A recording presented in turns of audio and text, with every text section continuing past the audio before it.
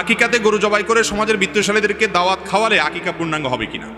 আকিকার গোশতটা কোরবানির গোশতের মতো, আপনি এটা যদি ধনীদেরকে খাওয়ান তাতেও আকিকা হয়ে যাবে, গরিবদেরকে খাওয়ান তাতেও আকিকা হয়ে যাবে, নিজে খান তাতেও আকিকা হয়ে যাবে। কিন্তু উত্তম এবং ভালো হলো কিছুটা নিজেরা খান, কিছুটা আত্মীয় স্বজন প্রতিবেশীদেরকে দেন, আর কিছুটা দান টান করেন। কিন্তু আপনি আপনার সুবিধা অনুযায়ী বেশিরভাগ নিজে খেলেন, কিছু গরিব দুঃখীকে দিলেন বা কিছু আত্মীয় স্বজনকে দিলেন, তাতেও আদায় হয়ে যাবে।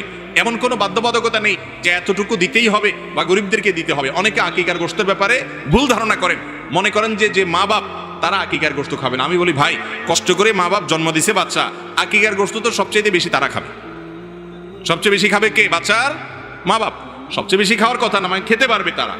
অতএব আকিকার গোশত ধনীদেরকে দিলে হবে না এমন না। তবে হ্যাঁ, যেটা প্রশ্ন করা দরকার ছিল সেটা করেন নাই, সেটা হলো আকিকার গোশত এটা দিয়া অনুষ্ঠান করার নাম করে মানুষকে কার্ড দিয়া দাওয়াত দিয়া এনে এরপরে টেবিল চেয়ার নিয়ে বসে চাঁদা নেওয়া, এটা গর্হিত কাজ, গুনাহের কাজ।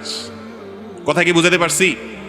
আকিকার দাওয়াত দেওয়ার নাম করে কার্ড টাট করে সামিয়ানা টাঙ্গায়া প্যান্ডেল করে খানার অ্যারেঞ্জ করলেন, আবার টেবিল চেয়ার নিয়ে খাতা কলম নিয়ে ভিক্ষুকের মতো বসে গেলেন চাঁদা আদায় করার জন্য।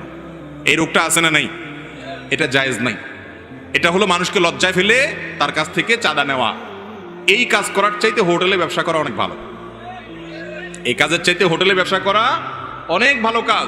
কারণ হোটেলে, বেশিরভাগ হোটেলগুলোতে মানুষ খাওয়া দাওয়া করার পর এরপরে যাওয়ার সময় বিল দেয়, ঠিক না ঠিক?